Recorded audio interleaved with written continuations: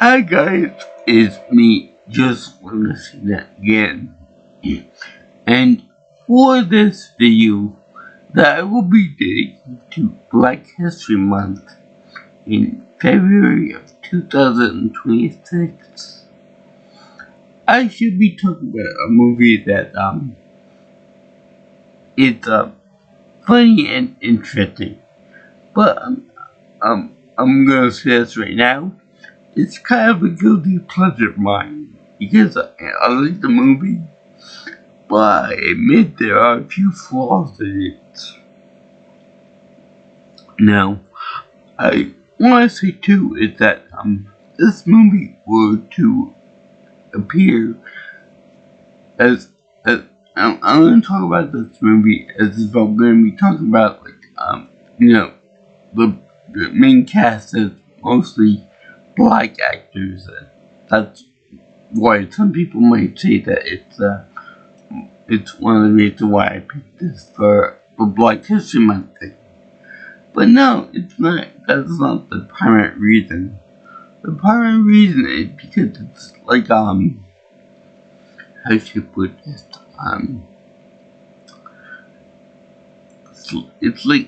It's almost like the Medea movie, and it kind of like almost blackface, where predominantly white actors would play black actors with court makeup and all that, but only with the Big Mama's House movies and the Medea movies. It's not a white guy playing the parts of the black people. It's like a black person playing stereotypical mammy in the case of Medea and the Big Mama character, which is actually really weird because I will consider this movie the Big Mama House movie and Big Mama's House 2 and the other movies in this franchise to be kind of like a C-grade blackface movie, whereas I would consider something like the Nutty Professor remake with Eddie Murphy and the Nutty Professor 2 to be more along the lines of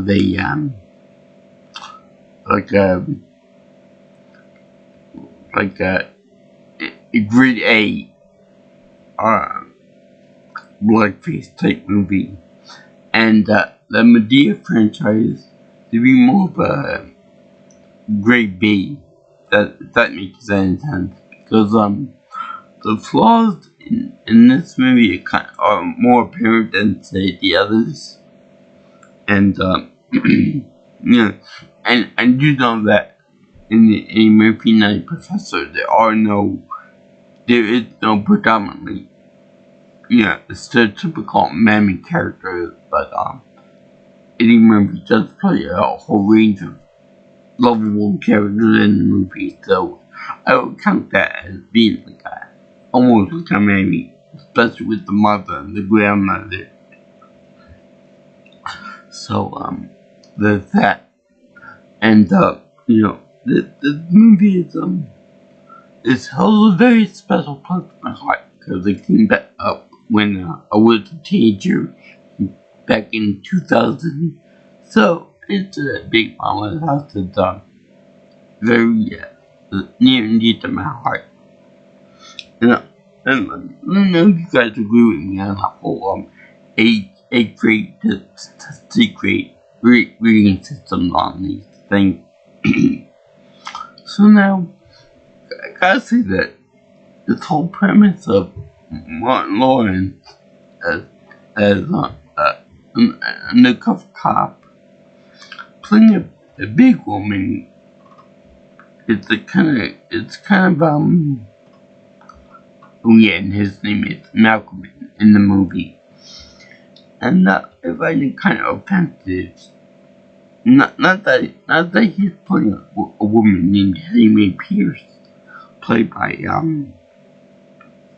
Miss Ellen Mitchell assaulting an actress in her own right.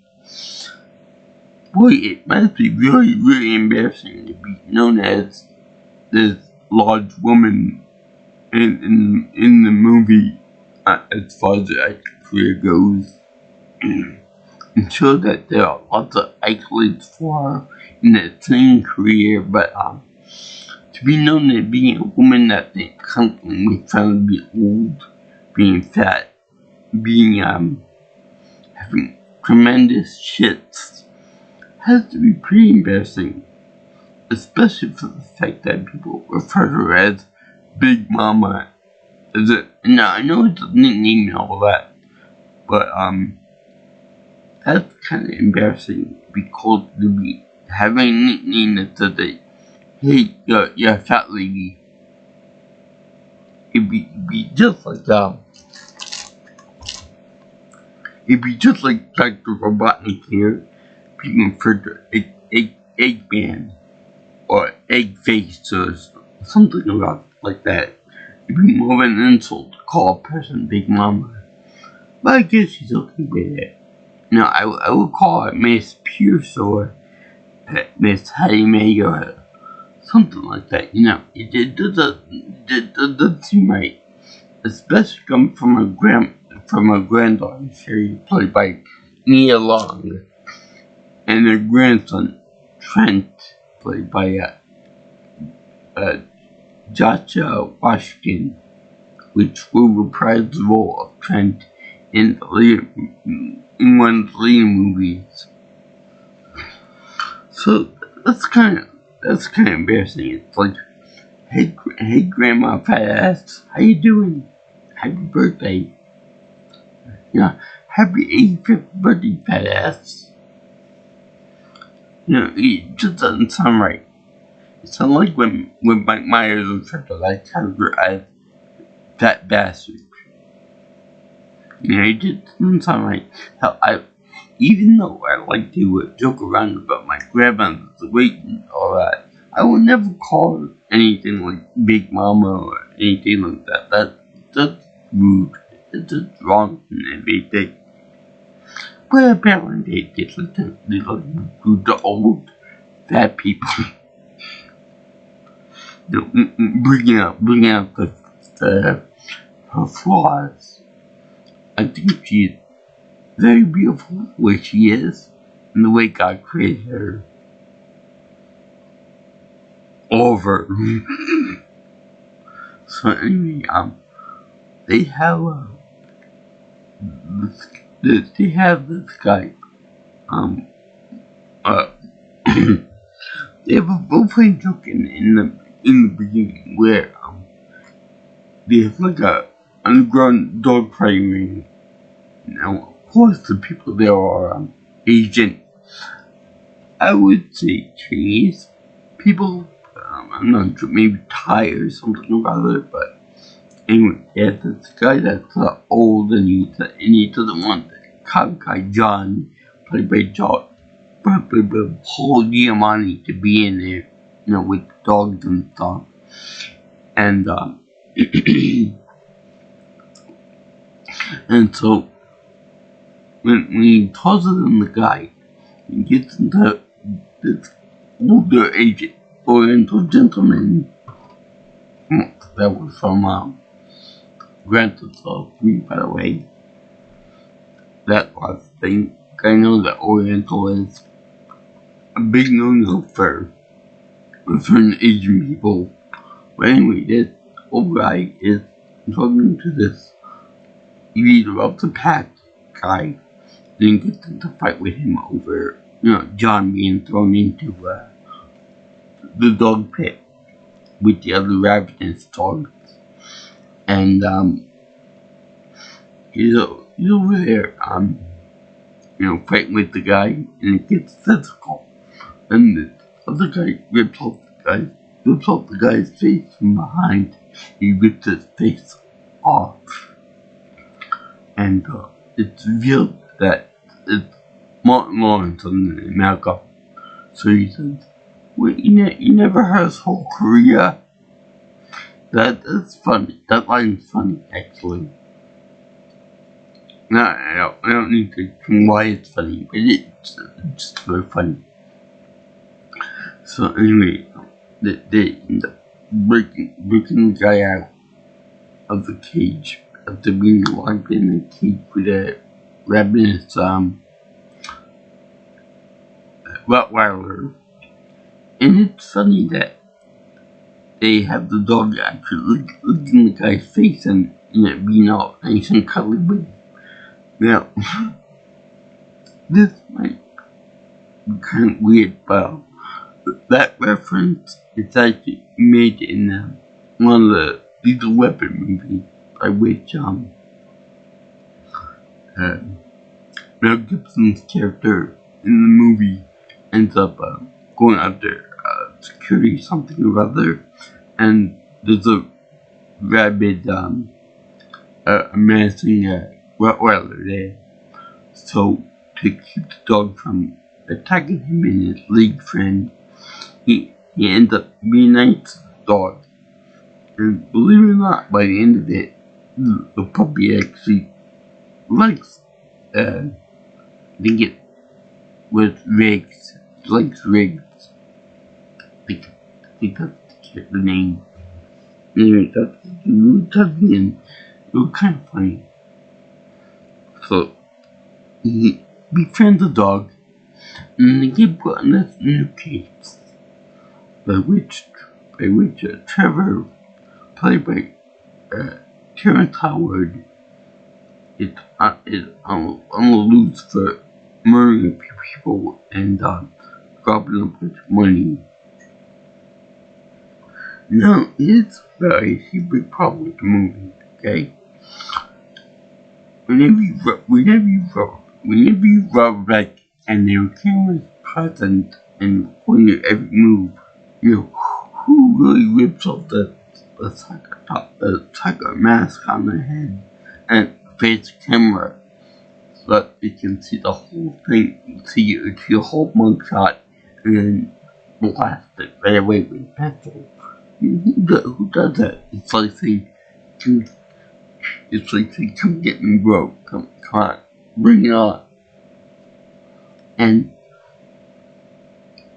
I know that Terrence Howard got into a lot of hot water for some things they said over the past couple of years.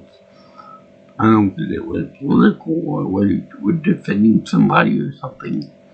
And he just got put on a blog list by Hollywood. But let me just say that he is excellent in his role. I love Terrence Howard in his role as Trevor because he's cold, calculated, and can put quite a low fight too. And I fully believe that he's a psychopath in this movie. Yeah, I know that they replaced him for Anthony Mackie was in as the role of War Machine in the Marvel Cinematic Movie universe. But this I feel is Terrence Howard's definitive role as Trevor.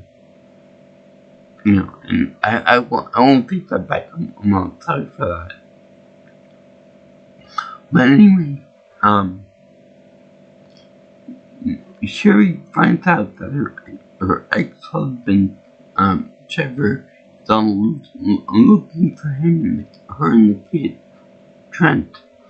So they have to get on the lam to go out and prevent him from killing either one of them. I doubt it very much if Trevor would kill his own son, because the kid's like 10, 12 years old, so, there's that, and he doesn't want to have blood of his own blood on his hands, so he'd probably take Cherry down. You don't want that, so she goes to grandmother's house, over the bridge into the woods. Grandmother's house to go. So this is number two problem I see with this movie, and that when Trent has to go away, we find out later that Trevor put the money in the bottom of Trent's big big steamer trunk of a Lego bin, toys and such. But my question is, how on earth does why on earth does Trent bring this whole big steamer trunk full of Legos and toys with them on an emergency trip? That seems way too big to bring for just toys. If anything, you put clothes, you put underwear, you put maybe a pair of shoes or something like that. You don't bring just toys in that same trunk that will no doubt be a big labor for your poor mother and stuff. Although, may I just say that Miss Long is a very pretty woman. And Malcolm does develop an attraction to her in the wrong way because he's supposed to be Big Mama. And I don't know how I feel about that. I don't know how I would feel if as a woman, I don't know how I would feel if my grandmother were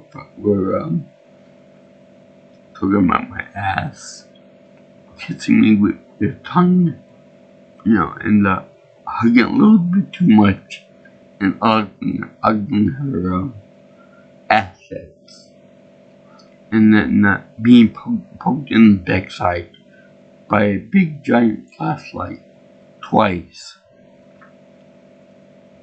So I could kind of awkward so fast. But what's even more awkward, I find that problem number 3 is that the real Big Mama had to go away for a trip or something at a hospital, probably for prayer service or maybe helping deliver a baby or something like that. So if she goes away, she goes away for at least a week, maybe 2 weeks, and with John and the others go in and establish, perimeter, bug out, that kind of thing, so that if anything does happen to them, they can know. And just so happened that Sherry phones ahead and tells them that they're coming out over there. Now, this is the problem. Nobody catches on to the fact that Malcolm, as Big Mama, is different from the real Big Mama. Even as a kid, I knew that the main difference between Big Mama and Malcolm's Big Mama, both in the appearance, the voice, the hair color, the son as well as him of this woman who's supposedly 85 years old, that can need people in the crotch, who can slam doors into John all Giamatti, and is a real good kick-ass b-ball player. And I would never think that the real Big Mama could do such things, but apparently she's really feisty. In fact, she's so feisty that at the end, when Trevor shows up with a gun to Big Mama's surprise party, she actually charges him with the gun in her face. She charges him and does like a belly bounce with him in the middle of Malcolm and him. And it's so funny. And yet they do that boom sound effect. So anyway, that's very funny. But also, there, she's surprisingly spunky for an old lady, which remind me of something else too. If she, I don't believe for a second that the real Ella Mitchell was 85 years old at the time, because she's a big woman. So, there's gotta be a few health problems here and there. And I don't know any 85-year-old woman that will be able to need someone in the crotch that hard to able to do damage to the guy. Paul Giamatti. Anyway, I think that when she made this movie, Real Elemental was somewhere around maybe 60 or 65 years old when she made it. So that too. I mean, her friends look older than she does. In fact, the guy that is trying to go with her, romantically and stuff, come on way too aggressively, and he reminds me of the old guy from the Night Professor. I mean, Night Professor 2, in which he's trying to get with Grandma Clump, and he reminds me of that person, only a little bit more spry and a little bit more Pepe Le Pew is. He's really come out strong, even though the big mama like, get the hell away from me, going back alone, which I am not interested in whatsoever, because I'm way too strong. He even offered to give the imposter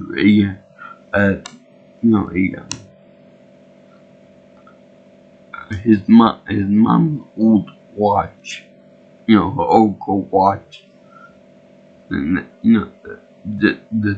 this thing could use some more light and it could use a new owner. It really says a lot that you're going to give your mother's old possession to this lovely new woman. I think it also implied that there was a relationship between Amy and this character from years ago, but I'm not sure about that. It's too creepy and weird to discuss, even for me. So anyway, they had that guy. He's kind of a pervert and a weirdo, and then you got the other one in there, Miss Paston, that's like an old crone that just spies on her. Handmaid's husband thinks that there's something going on between Malcolm's Big Mama and John, white boy. And she said, no, there's nothing between us and all that. And many times he tried to go into the whole, this is an FBI raid, and, this is an FBI take up and so mind your business. But then, somebody, I think a cousin or something, whoever, has to give birth to a baby. And it's very funny because, John called an EMT or an ambulance worker, a paramedic guy, to help out with the giving birth because Malcolm doesn't know what the fuck he's doing. So he called Anthony Anderson Norway. And let me tell you, this is so goddamn funny. I'm sorry, this is one of the most funny roles that's been, because he doesn't know what he's doing. He's trying to look like something other than a mall cop. What my dad called him Don Cop or something like that.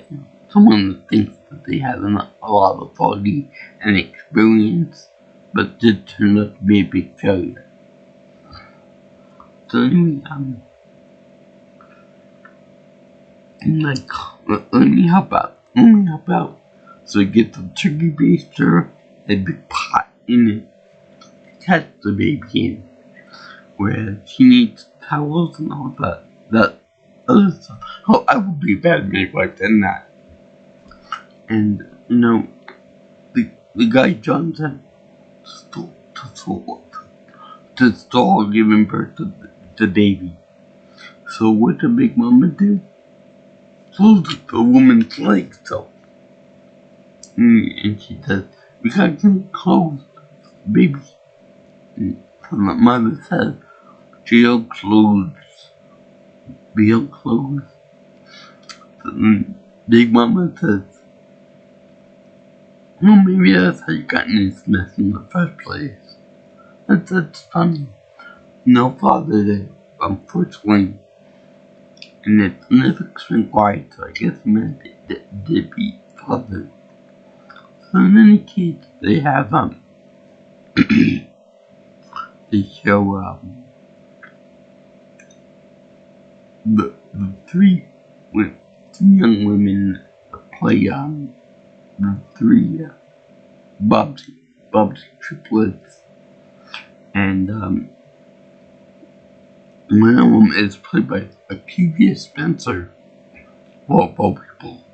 This is before she became really famous. But, she has, her name in the movie is, Akivia Spencer. Kind of like James Carey, but different, really famous and funny. But, yeah, she's more like, she's the person that always says quotes out loud, like, like, I don't think that Mama likes spread parties and games, like, I don't know if it's not a talking black person,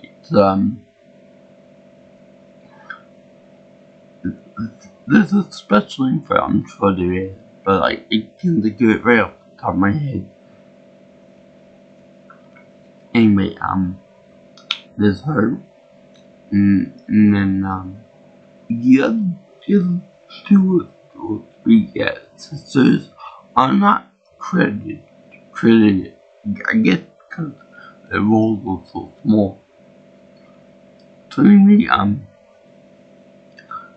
Malcolm ends up being closer to Sherry and Trent in more uncomfortable ways than I would like.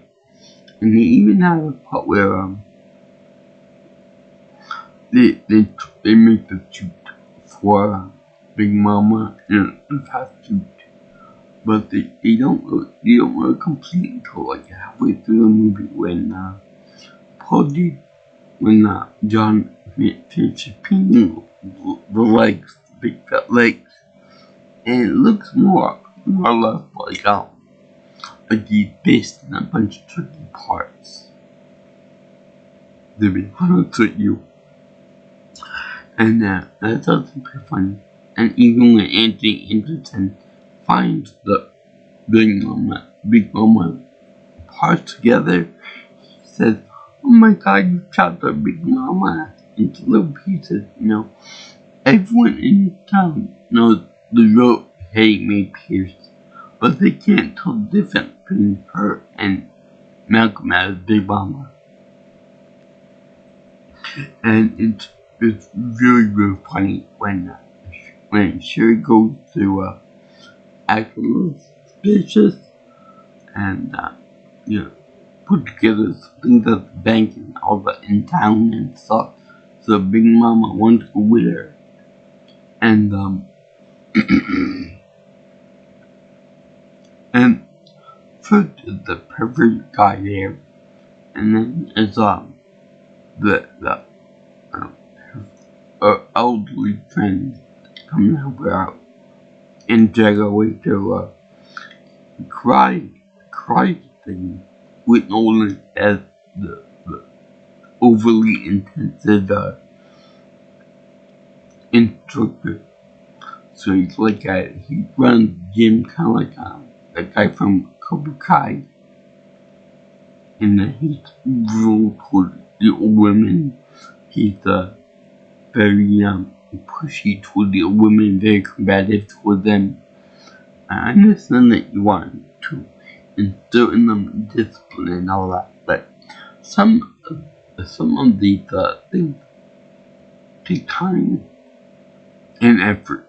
You can go from a little lead to being a combat heavy machine on the first day. So they have no one quite literally kicking butt of an old lady, of like a 70-year-old lady, and then Big Mama comes over there, and keep in mind that of course there's a man too. So he goes over to Nolan. He says, I would like to volunteer to be your next dummy or person. So he could, yeah, okay, I'll do that for you. And then he goes in there and he tries to violate Big Mama by slapping on her butt. And then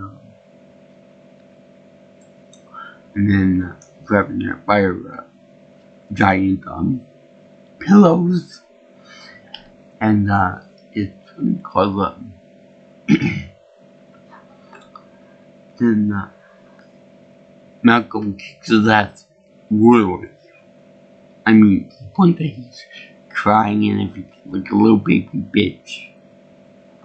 And then Sherry comes by, he's like, okay, I'm sorry for doing that. Then in the last attempt, Nolan grabs Amy's hair and yanks off the wig.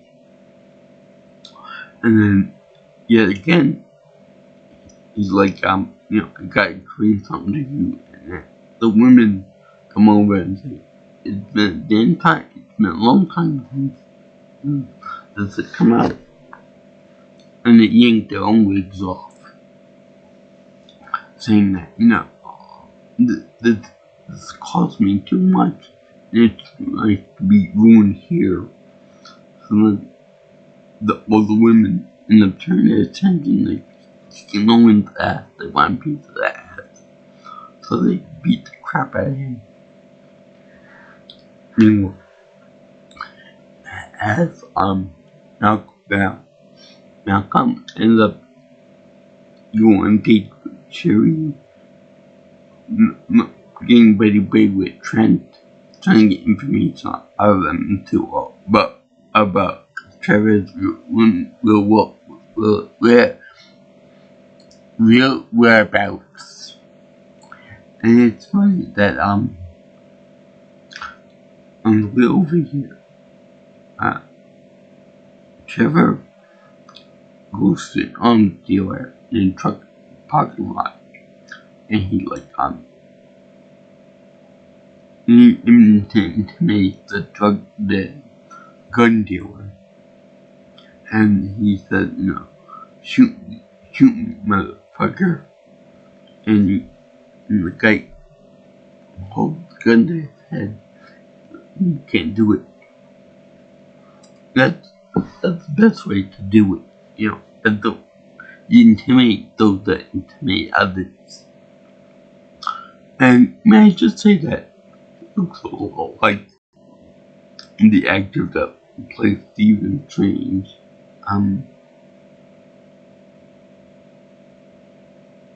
Yeah, he looks like Stephen Strange. And then another Marvel reference for you.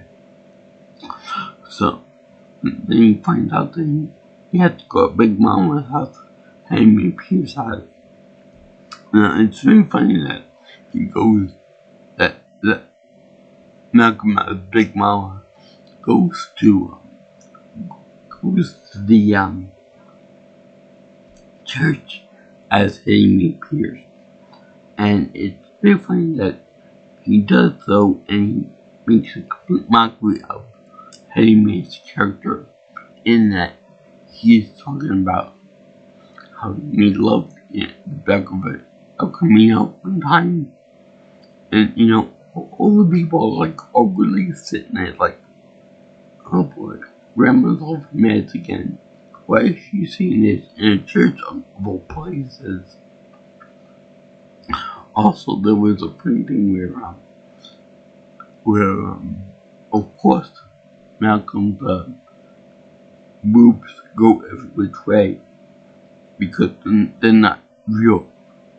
So when Sherry told him about this, he says, you get to be my age to let the dogs. If you don't come on a leash, they go everywhere. You're not supposed to. That's very funny. Again, it could be harking back to the clumps with the grandmother that you slip on their own tits. And that's very funny. Me being that I don't have to live out the pub ever. That's very funny. So anyway, they show up.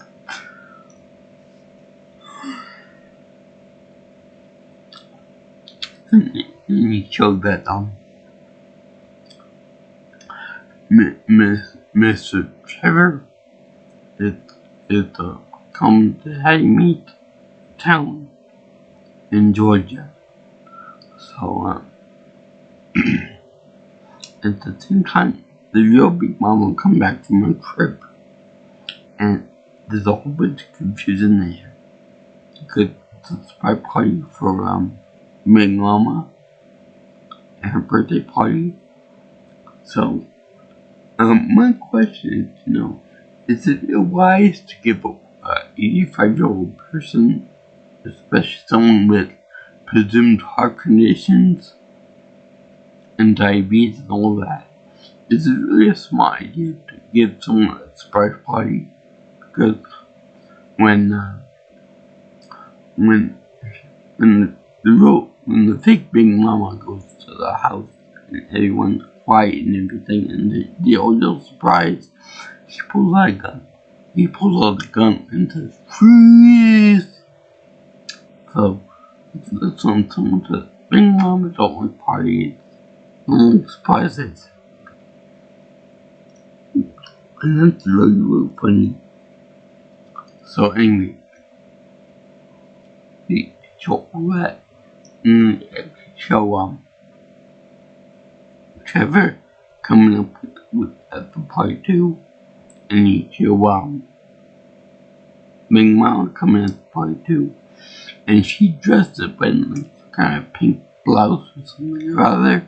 And the fake Big Mama is dressed in blue and pink too. So it's very weird that you got this one and you got that one. Two different outfits on. You think someone will be able to tell the difference between the real Big Mama and the imposter Big Mama. But even she, her own family, her own blood doesn't know the difference. I mean, they explained it away as saying that she looks the way she does because getting younger every day and getting more beautiful, or more beautiful to the point that even the eyes look different. Yeah, I look more like Malcolm's eyes, and I would have thought they would say something like, "I'm gonna leave the Big Mama," by a very distant relationship, but that would be too creepy. So anyway, they have Trevor fighting with Malcolm and Big Mama. Big Mama ends up falling on top of Nolan, who drops his bullet clip, showing that Trevor is better gunman. He says, freeze, and then Trevor says, no, you freeze. It kind of reminds me of something that happened in Terminator 2. And then he show him actually fighting with Malcolm as Big Mama. But Big Mama has a little advantage because of the amount of fat that she has. That because of the fat suit, it's got more cushion from the blows of being punched repeatedly. Even one of her friends says, "Don't you hit her?" Which I find very funny that he does all this. He's so mean and wicked that he'll think nothing about punching any federal woman, any federal grandmother. That's how cool he is. And then he tried to shoot them, and he actually does shoot John. To where he's like, being shot isn't all that fun. Isn't as fun as you would think it would be. Anyway, that's really funny. And he's like, "Is that morphine in that basket?" "Yeah, and I got some it's like morphine too." So anyway, it's like, "Don't you hit her?" And then back at the and knocks her mask off. And he's like, "I'm gonna punch you with three." And it's like, "What the hell?" I ain't know he hit her that hard. And she knocks him out. And then he gets up again. And then she knocks him out again. At the window this time. That's not good. So, anyway, that's a real treat. Oh yeah, by the way, it's funny because, in the movie, even though it's shown that Miss Pierce is a very holy woman, and they, down with the Holy Spirit, she can still shake her booty up against John and twerk it. Even though it should be considered illegal for someone that old and that big to do that. But anyway, she catches the old pervert guy with Miss Passon in her bed getting on. And he says, "Apologize to the fat end of my baseball bat." So she's about to whack the two off. And until John stopped him and said that's my party, and she ended up having fun at the party with him.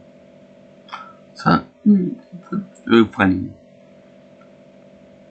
And then again they show up the priest, which played by Cedric the Entertainer, talking with Amy Pierce, the real Big Mama, and she said, "Sherry, what are you doing up here?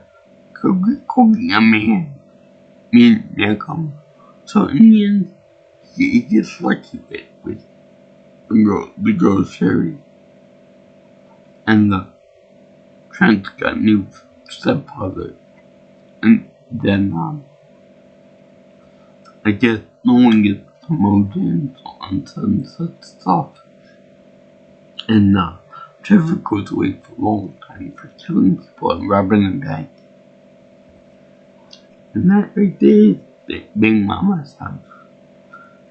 But like it, oh hell yeah, it's hilarious. Are there flaws? Yes, there are.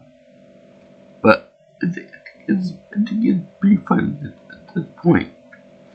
Because during the whole Big Mama and Sherry interaction, she gives them a necklace that belonged to her mother. So she gives to Big Mama. And then she said that the only thing that this necklace is the only thing that's tarnished around here when she finds the money. think the cherry isn't on it. But that's not the case. So anyway, I find it very funny, very memorable. It's more memorable and it's more content. I know the soundtrack is made by predominantly black singers and musicians. They even got that whole happy day thing in there. Along with more beach humor. Like for example, early on in the movie when they were bugging the house and Amy Pierce comes back home and she ends up going to the bathroom. Well, Malcolm's in the shower and she can't even see his shadow in the shower curtain. So there's a guy there. So anyway, she's fighting up a storm and take a nice hold of shit. And Malcolm's like making a good face that's like man, this stinks. And all that stuff. So that's actually kind of funny. And then that's where he tells John, I actually lost to give a shit. But that's a whole lot of ass right there. Which, yeah, it's a whole lot of booty there. You feel tough for Mitchell. They make fun of her. They even make fun of her getting dressed and going in the shower. Right as Malcolm got out of the shower. So anyway, I give this a definitely plus material. Because it's funny. The blackface are kind of stupid. The whole Dixie thing is kind of dumb. He explained it as being a abuse script. And it kind of reminded me of Mrs. Doubtfire. Yes, they stole the joke of her almost burning herself that she makes a pork chop. I would think that anyone would know how to make a pork chop. So yeah, and thank you for watching my video on Big Momma's house. This is a funny movie. A great acting. I did this for Black History Month, February 2026. I give this movie a happy face of approval because it was freaking awesome.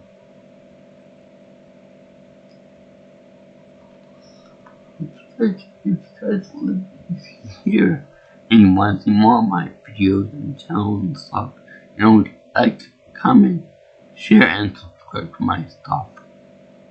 You can also contact me for future information on about my videos by calling me or texting me at 631-707-3707. Or if you like, you can follow me on Twitter or X, if you prefer, at PMelsonPro. So, you can also get my email address at jjsviewingchannel@gmail.com. So, I salute all you guys who like these type of movies, like comedy movies, like people dressing up like bigger people and such. And they have fun with it.